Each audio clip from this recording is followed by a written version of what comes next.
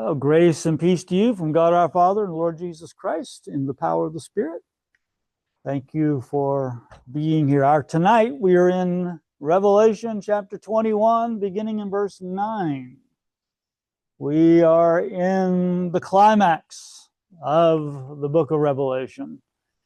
And we had a huge section to cover tonight from verse 9 to chapter 22 and verse 6 or so.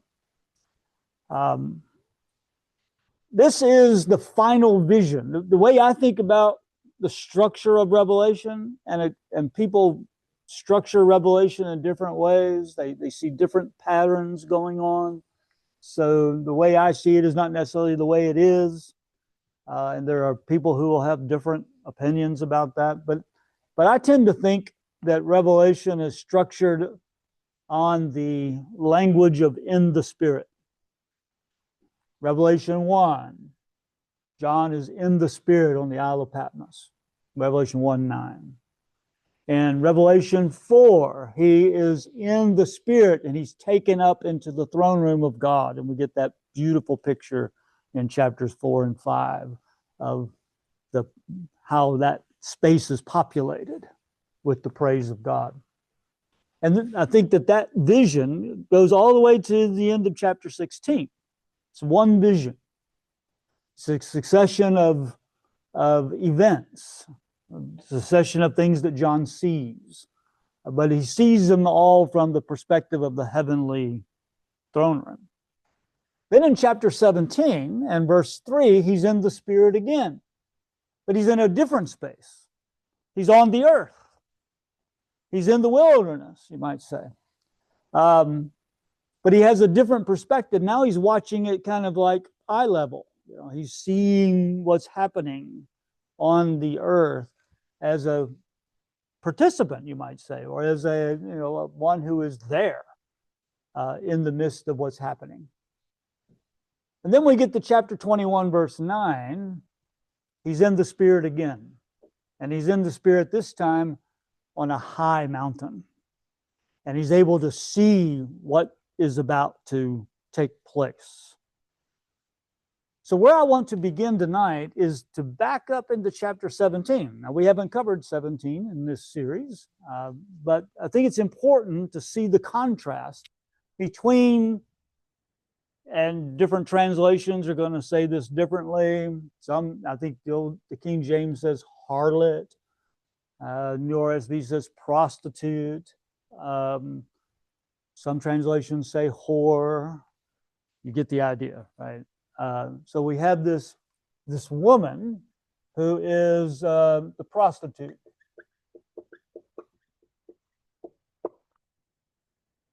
In chapter 17. Yeah. In chapter 21, we have a different woman pictured. How is this woman described? The bride, right? She's the bride. And we have, I think, at the beginning of the third vision in chapter 17, this picture of the harlot who is riding the beast and is the great city that rules all the kings of the earth. This woman is described as a city who's riding this beast. And of course, in chapter 21, this bride is described as a city, right? She's the New Jerusalem. So we have, on the one hand, kind of the city that rules the nations and is filled with blasphemy and filled with violence and filled with the shedding of blood, filled with wealth and power on the earth. And we get a description of that woman. And that's in contrast to this woman. Right? So we have the tale of two women, you might say, here. Doing two different things. So let's read chapter 17 for just a moment. We're not going to spend a lot of time here, but I want to get some of the images in our head. Like in chapter 17, verse 1, one of the seven angels who had the bowls of wrath says, "Come." We're going to get that language in chapter 21 as well. "Come, I will show you the judgment of the great whore who is seated on many waters." What is, remember last week when we looked at chapter 21, verses 1 to 8? There's no more death, there's no more pain, there's no more mourning, and there's no more sea. Yeah. Okay. This woman is sitting on the waters. She's sitting on the chaos. She's sitting on the tumult, right? With whom the kings of the earth have committed fornication, and with the wine of those whose fornication the inhabitants of the earth have become drunk. So now we get this sense of the pervasiveness of the evil. It's located in the powers, the kings of the earth, but not just the kings of the earth, but the inhabitants of the earth.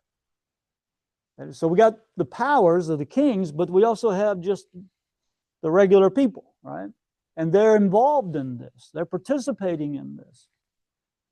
Then notice how she is described in verse 3. "So he carried me away in the spirit into the wilderness." Okay, that's that visionary language, in the spirit. Not in heaven anymore, not in the throne room anymore, but now in the wilderness. Remember, you go back to chapter 12, the church is in the wilderness. Right? The people of God are in the wilderness because the world is not the new creation yet. It is this wilderness where the dragon is pursuing the people of God. Right? "And I saw a woman sitting on a scarlet beast that was full of blasphemous names, and it had 7 heads and 10 horns. And the woman was clothed in purple," kind of the royal color, the expensive color, "and scarlet, and adorned with gold and jewels and pearls." Now, some translations may say precious stones here. Right? Some of your translations say that. That's important because the way this woman is described here, adorned, has precious stones. She's a city. She's a city that rules the earth. She reigns over the kings of the earth. And we could list other things here. She has on her forehead in verse 5, "Babylon the Great, mother of horrors and of earth's abomination." The source, you might say, of evil in the world. And she is drunk with what? Verse 6. Yeah, she's drunk with the blood of God's people, right? The saints. Right? That's a startling kind of image, isn't it? And she's riding a beast. Where did the beast come from? Remember? The beast comes from the earth, and the beast also comes from the sea. In chapter 13, verse 1, the beast comes out of the sea. Yeah. And if you go down to verse 8, "The inhabitants of the earth whose names have not been written in the book of the Lamb." In other words, these are not Lamb followers, right? They are not Lamb followers. And if you go to the last verse of chapter 17, "The woman you saw is the great city that rules over the kings of the earth." Now, we could say, okay, he's probably describing the Roman Empire. We talk about the 7 hills, here in chapter 17. But he's also talking about more than just the Roman Empire. This woman rules the kings of the earth. But we're talking about the principle of the principalities and powers that rule the earth. Right? the satanic, the dragon, the Satan, who lies behind the beast, who gives power to the woman. The woman is given power. And we're not just talking about some specific woman particularly, although Rome certainly is in the backdrop here. I think we're talking about something that happens over and over and over again in history. This woman is not one particular emperor or one particular empire. She is the embodiment of evil and the way power is used in the world. Right? We don't have time to kind of go into all that, but Jeff, yeah. It sounds a lot like woman folly. Probably. You think about Yeah, the two women, right? 7, 9. Yeah. But the way she's dressed, Mm-hmm. the violence. She's enticing, seductive. Yeah. It sounds strikingly similar to woman folly as opposed to woman wisdom. Lady folly, lady wisdom. Yeah. And we even get some of that language in Revelation. This calls for wisdom. We get that language. So yeah. In other words, what we're depicting here is something that's been going on throughout the whole history of the story, right? The choice between wisdom and folly, which was happening in the garden, right? Choosing wisdom or folly, right? And Israel is going to choose wisdom or folly. Jesus says you're going to build your house on the sand or the rock, right? You build it on the rock, who is that person? The wise person. You build it on the sand, the foolish person, right? So, yeah, so that fits the whole trajectory that's going on here. So that's why I think you can think about this in a very specific way about, that's Roman Empire. And no doubt our original readers are going to hear it that way, right? But I think the point is not to limit it to, that emperor or that empire, but to see it as part of the big story. Assyria, Babylon, Greece, Persia, Rome, and we could keep it going, right? There have been other empires, right? And there are empires today that are using their power in ways to serve their own interests. But let's get to the ending story, because we're supposed to be at the end tonight. But I wanted you to see that contrast. So let's look at the contrast in chapter 21 and verse 9 beginning. And notice you get that invitation, come, which is also in Proverbs 9, by the way. This come. So there it's the women are saying come, right? But here it's the angelic presence that is saying that one of the 7 angels, the bowls of wrath, verse 9, come, I will show you the bride, the wife of the Lamb. Now, Jeff took us through Revelation a little bit a few weeks ago.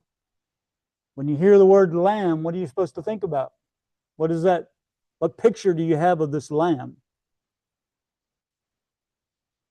In fact, we got it in chapter 19. This lamb has blood on his robe, right?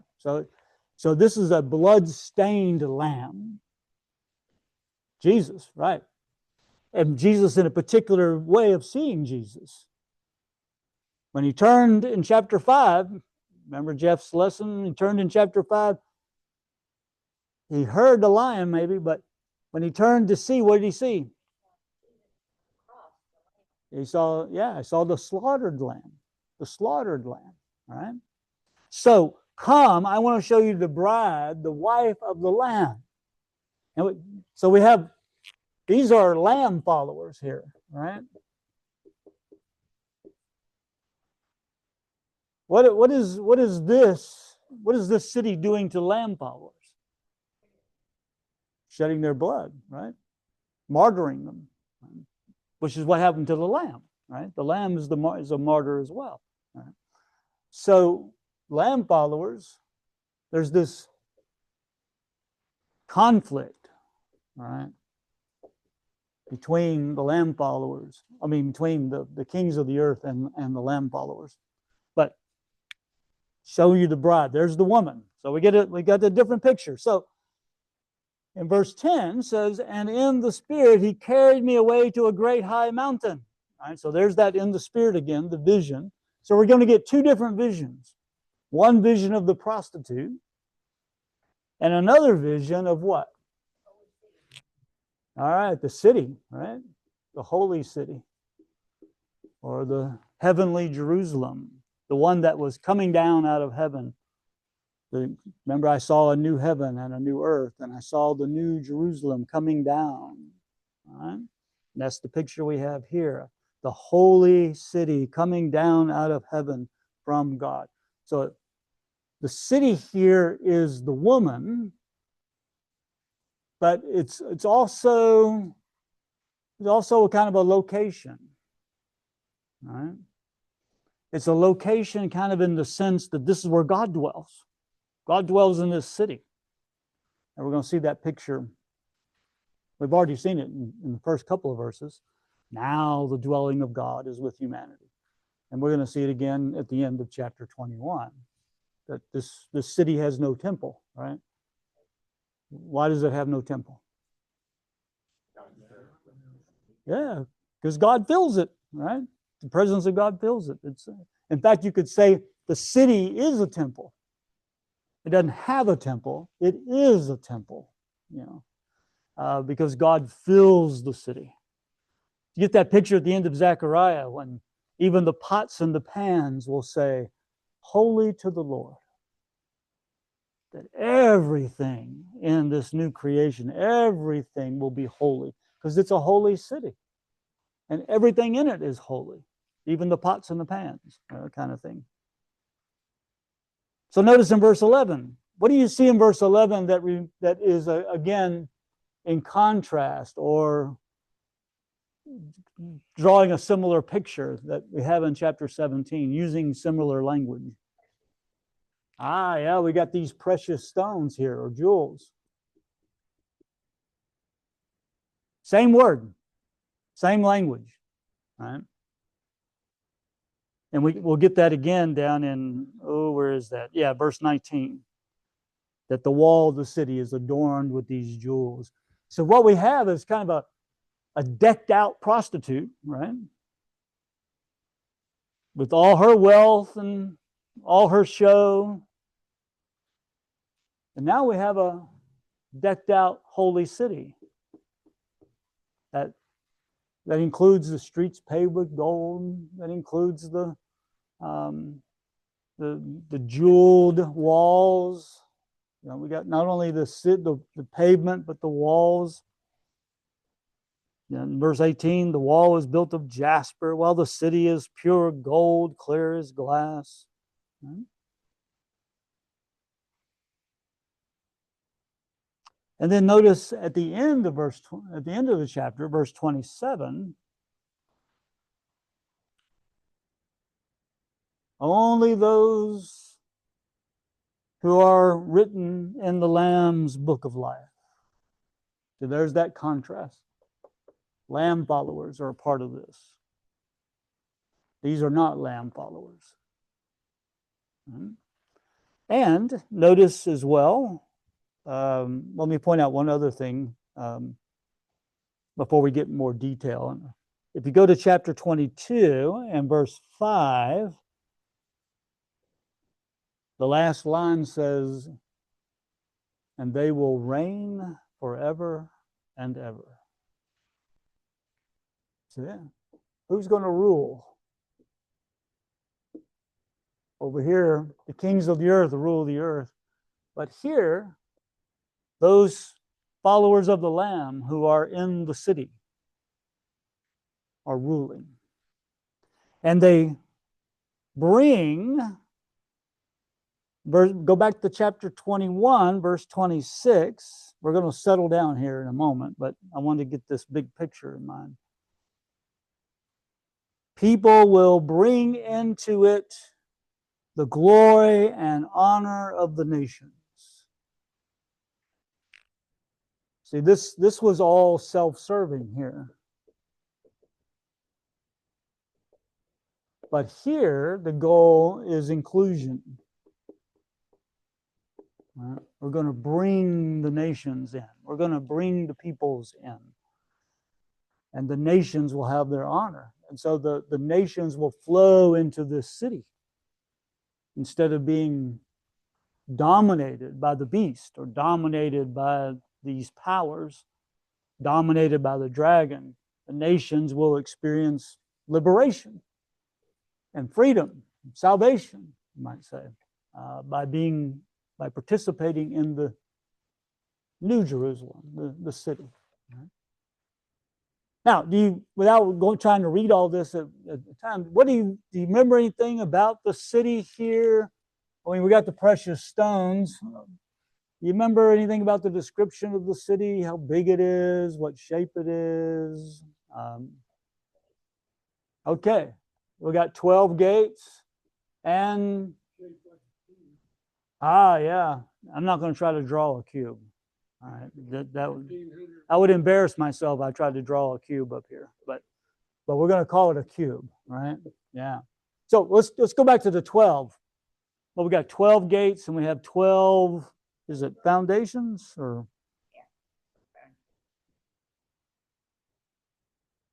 Am I remembering that right? Yeah. So you have in verse 14. The wall of the city has 12 foundations, and on them are the 12 names of the 12 apostles of the Lamb. The apostles of the Lamb. So you can't get away when you hear that word lamb, you have to think slaughtered lamb. Not militaristic lamb, not lamb that is going to wipe everybody out. This is the lamb that was slain. And that's the sort of way in which God's going to redeem the world is through the slaughtered lamb, right? So the 12 apostles here, or we have another 12, don't we? Yeah, the 12 foundations and the 12, up in verse 12.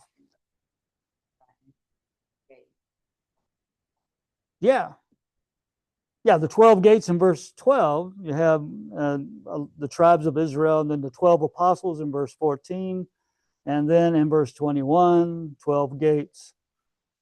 We all recognize what the 12 is about, right? Okay, so there's all kinds of 12s all over the place, right? And there's 12,000. 12,000 is the measurement, right? Which is... Yeah. I mean, that's the 12. So what is 12 doing? What does that do? What does that say? Talk about all these 12s. Why emphasize these 12s over and over? You say what? The nations. Okay. Part of the story, and the nations are going to be brought into that, right? 12 tribes of Israel, 12 apostles, kind of the continuity of the story, right?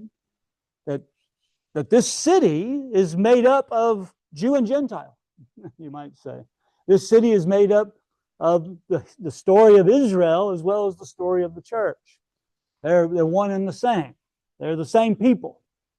The same people. Over against the inhabitants of the earth, which we could put that over here. The inhabitants of the earth. Which is Revelation's way of saying those who follow the beast, those who worship the beast, the inhabitants of the earth. But when he talks about this city, it's the Israelites and the apostles. Now, of course, the apostles are Jews as well, but Israelites gives us that big picture of Israel, the whole story.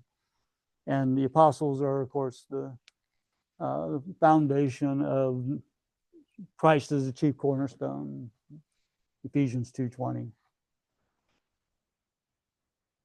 So that's an important dimension of this. Something else maybe I wanted to mention here. Oh, the cube. Yeah, going back to the cube.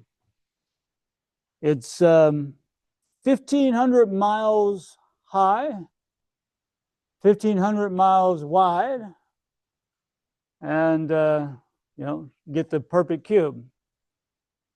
What am I missing? 1,500 miles. I'm sorry. Length. Okay. I am not geometry is not my thing. All right. So, but you think about what 1,500 miles is. What is that? That's like from Nashville to Maine? Something like that. That high, that wide, that long. That's a huge place. A lot of room. Yeah, there's a lot of room there. A lot of space there. There's going to be room for everybody. It's that big. And it's cube. What else was cube in the story of Israel? What else was a cube? The temple. What part of the temple?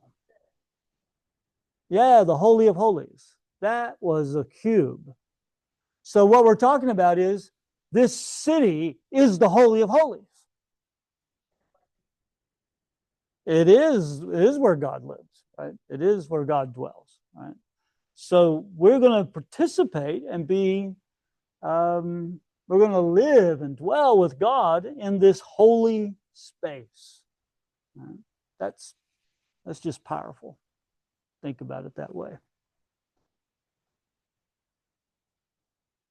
But let's go to verses 1 to 5 and let's concentrate there in our last 20 minutes or so. Chapter 22. Yeah. Sorry about that. You're right. 22. But I hope you can see this kind of two women, the tales of two women, right? This is two different stories. This is not, sometimes Revelation gets accused of being misogynist because some of the women that are mentioned are problematic, right? So there's a kind of a tinge of anti-woman, some people think,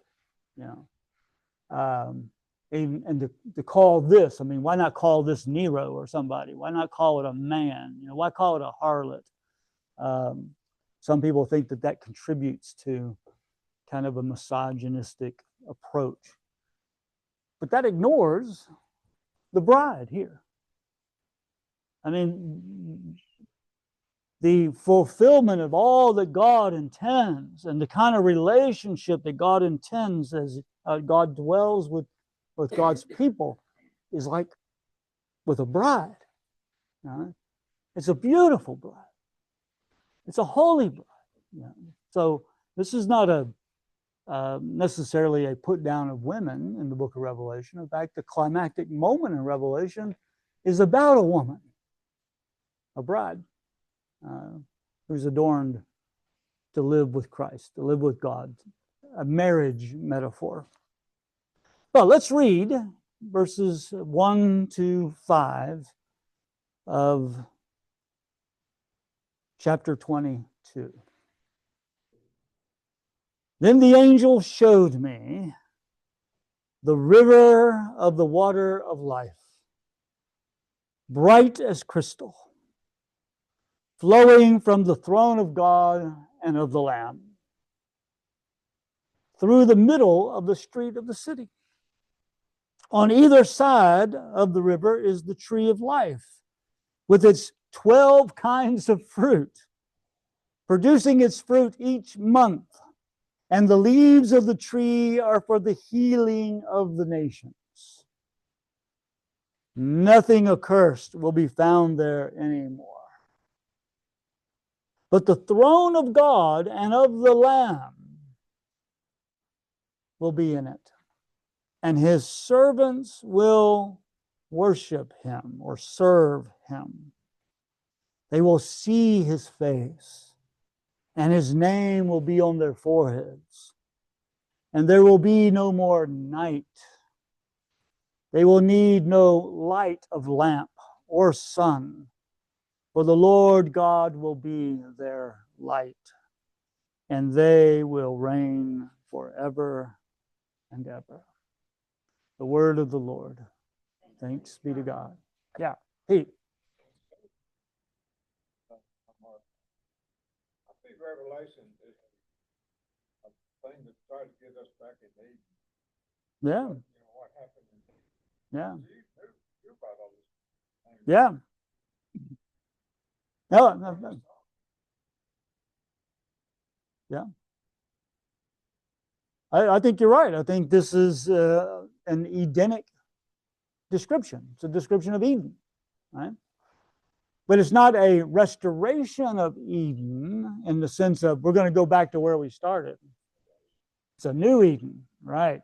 It is a glorified Eden. It is an Eden that is developed and enriched and filled.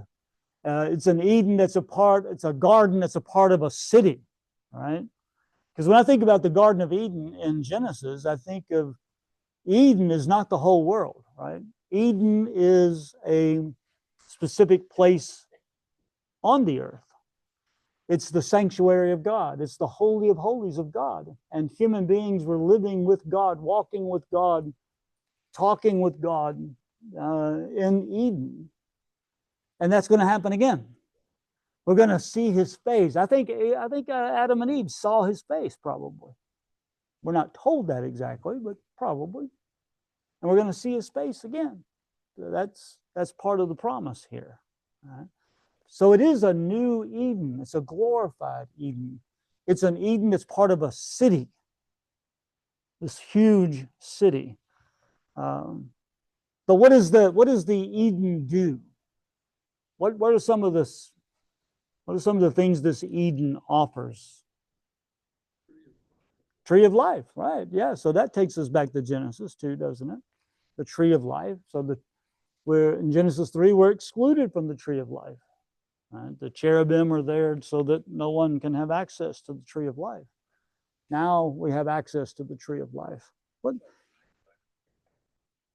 Say what? Happiness. Is that? Yeah. I can see the joy here, right? Now, what is it about that tree of life? You find it something strange about that description? It's on both sides. How do you do that? The tree of life is two, God's multiplied the tree of life, Maybe that's to tell us something about the tree of life is kind of more of a symbol. It's not like, okay, everybody come up here for their feeding, take a bite out of the tree of life so you can keep living. I don't know that that's the point. I think the point is you're living in God's house. You're living in God's home, and it's filled with life, and it's filled with food and provision, and it's going to sustain you forever. It's the tree of life, right? So, yeah. So we got two trees here, basically, one on either side. But I think that speaks to the metaphorical nature of this, right? The symbolic nature of this. What else does it say about this tree of life? Yeah. Yeah. You would, it's hard to imagine what it is, isn't it? I mean, it's going to be abundant. There's going to be abundance. Right? 12, we get the word 12 again. Producing fruit each month. I hope it's different fruit every month. We don't want the same fruit every month, right? Y'all ever see that episode of Raymond? Everybody Loves Raymond, where he gives his parents a gift, and it's a fruit of the month club. And so they're going to get a package of fruit every month, and the mother is just, what? I can't buy my own pears. I got to have these pears, but it's that kind of abundance that I think is part of the point here. Yeah. And what is it for? What's it for? Yeah, what does that mean? I mean, aren't they already healed? We're there, right? The nations have come through the gate. The gates are always open. They've come into the space, and it's for the healing of the nations. Is there a healing ongoing? Are there people yet to be healed that are going to be healed? It's kind of a strange statement. Maybe it's just a metaphor for, this is God's sustaining resource of life. That healing is going to continue in some form or fashion. Yeah. I think in this space, we are not all kind of Stepford people. We're just all kind of copied people. That in this space, we're not static people. That in this space, we are growing and developing and seeing. We're learning. I don't think in this space, I don't think we come into this space and now we know everything. As if, the matrix has been downloaded into our brain or something. But now we know it. Well, we're finite. We're finite creatures. We can't know everything. So it's always going to be a learning experience. And there's always going to be maybe even a healing experience as a part of this. I don't know. I don't think we're going to be static. I think we're going to grow and develop. I think we're going to grow in love with God, because God is going to be this bottomless well that we're going to drink from every day. And God's going to be new every morning, right? I think we're going to grow in depth with each other.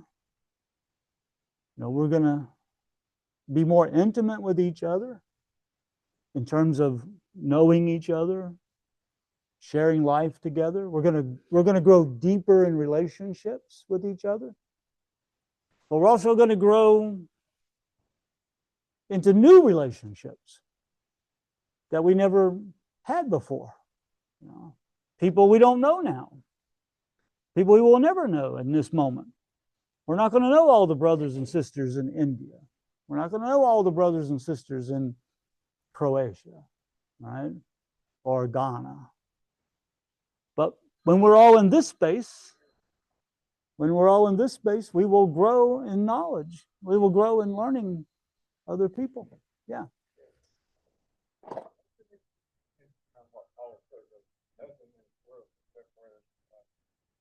We're not going to be separated from God's love in this context here. There's always going to be a healing. There's always going to be a growing and developing. Absolutely. We will be serving God. Yeah. Let's go to that language there. And there in verse 3, right? But the throne of God and of the Lamb will be in it, and his servants will serve him. Some translations may say worship. It's there's some, we get the idea sometimes that, okay, this is where we get the idea that this new heaven, new earth is going to be one big long worship service kind of thing, right?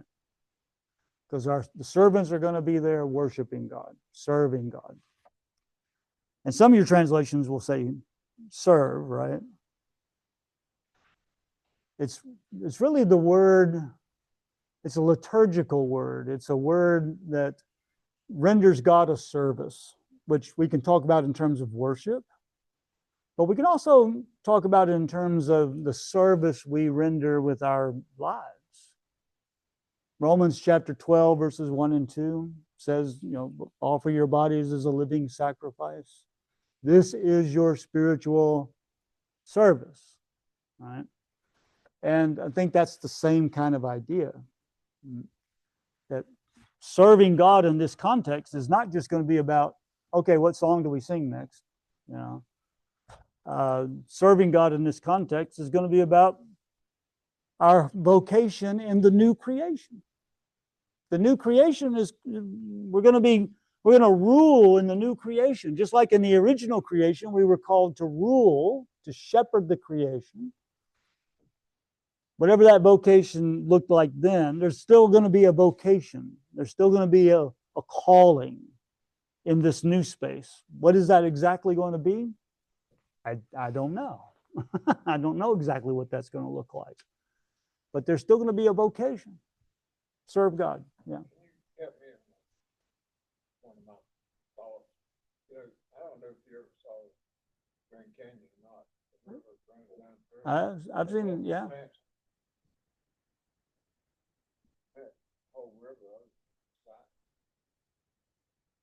Yeah, I mean, I didn't catch everything you said there about the Grand Canyon and the river that goes through.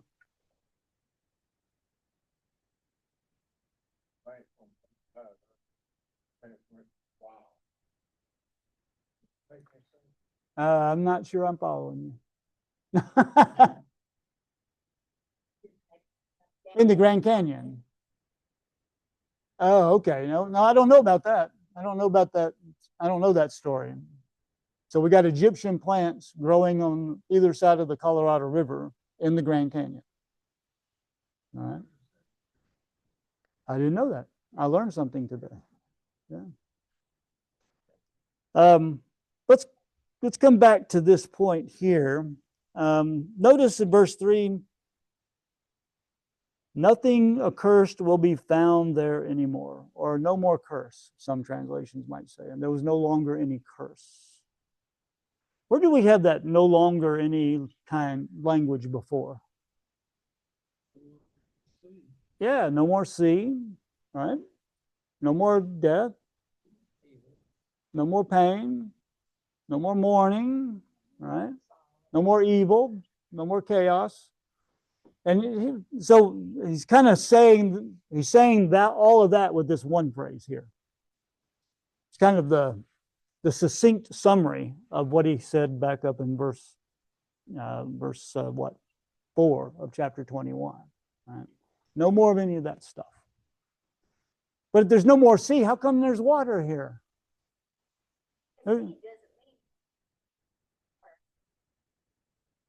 Yeah, I think that's right. No more sea means no more chaos, no more evil kind of thing. Right. No more H2O, No, there's going to be H2O if we're thinking about a new creation. But there's this water. But where does this water come from here in chapter 21, 22? From the throne, right? Yeah. From the throne of God and the Lamb, right? It's that picture we have in Ezekiel of the water coming from the throne of God, coming from the temple. And you remember that water flows all the way. Jeff preached on this, I think, at one point in Ezekiel. That water flows all the way down to the Dead Sea. And what happens to the Dead Sea? Comes alive. Yeah, filled with fish and life. And it waters the wilderness so that the wilderness blossoms, right? Remember where John is in chapter 17? He's in the wilderness looking at all this. When he comes here, he's in Ezekiel. He's in Ezekiel, the water that's coming from the throne of God. And that water flows out into the world so that the world is no longer a wilderness. The world is filled with God's healing and God's newness and God's presence and life rather than death. And that's kind of the picture of this new creation. It arises out of God's watering the earth and growing the trees. And the people are going to be healed. And there's not going to be any more negativity. There's not going to be more chaos or curse or mourning or death or pain. We will just live in service to God, and God will put a name on our foreheads. In contrast to the name, what name did the inhabitants of the earth have on their forehead? The name of the beast, right? They had that name. Over here, the bride of Christ has God's name on their forehead, right? Which is about intimacy. Yeah, Pete.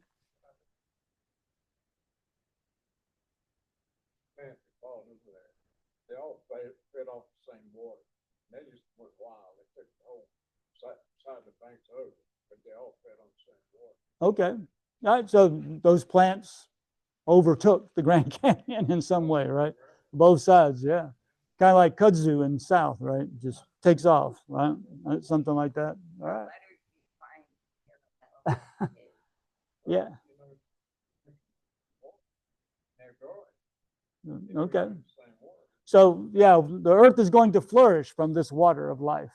And we're going to flourish from this water of life. I think that's kind of the connection you're making, right, Pete? Okay. All right. Isn't he right using the word set right? Oh, yeah. Everything is set right here. Yeah, N.T. Wright talks about things being set right. You know, over here they're sitting wrong. All right. And he's going to set it right, right, in a new heaven and new earth. And there'll be no more night there. Remember the original creation story? Did God get rid of the night in the creation story? No, the night's still there, right? God didn't say, let there be night, right? He said, let there be light. And he divided the light and the darkness. The darkness was representative of the chaos, right? The earth was without form and void, and God, the Spirit of God, moved upon the face of the waters, upon the darkness of the earth, right? It was dark. It was not. There was no light till God said, let there be light. And when God said, let there be light, it was the light of God, right? It wasn't the sun, because that wasn't created yet. You don't need sun to have light, because God lets that light flow, right? And that's what we have here. There's no night. There's no darkness. There's no curse. There's no mourning. There's no death. There's no sea. I don't think this means that there's not going to be an evening and a morning, because the night's pretty. You know, we like seeing the stars. We like seeing everything. I don't think this is talking about some kind of literal, you know, we're gonna live in a space where there's no night in a physical sense. Just like we're not gonna live in a space that has no water at all. There's gonna be night. But there's not gonna be dark into that dark. Yeah. Exactly. There's not going to be this evil. There's not going to be this chaos, because God is going to be fully present, and God will fill everything with God's glory or his light. You know, think about the glory as light. That doesn't mean that the glory is going to mean we won't ever see the moon again, right? Or something like that. No, I don't think that's the point. It's all gonna be good, not bad. Exactly. Exactly. It's going to be good. It's going to be very good, right? It's going to be glorified good. That no chaos will enter this space again, right? And everything that comes through the gates, none of it's going to be evil. It will be purified. It'll be transformed. It'll be refined. Whatever comes through the gates is going to participate in the holiness and in the goodness of this city. Is there anything else you notice in verses 1 to 5 that you want to call attention to? Yeah. Notice God and the Lamb are mentioned twice. They shall see his face. Now, in the Psalms, this is a recurring phrase in the Psalms. In Hebrew, to see the face. I'm going to see his face, or approach the face, or come before the face. And it's temple language. It's language about going to the temple and appearing before God, before the face of God. And to see his face, then, is another way of saying that this temple vision, we're going to experience the fullness of the temple, because the whole city is going to be the temple of God, and we will see God's face. We will come into his presence. God will dwell with humanity, right? And God will be our God, and we will be God's people, which is the fulfillment of the whole covenantal story from the beginning. It's a beautiful picture. And it's filled with all sorts of not only connections in Revelation, but connections in the prophets and in the Psalms and in the original story itself in Genesis. This is kind of the climax. It's the culmination. That's why we had in chapter 21, verse 3? now, finally, now, the dwelling of God is with humanity. May the grace of our Lord Jesus Christ, the love of God, and the communion of the Holy Spirit be with us all. Amen.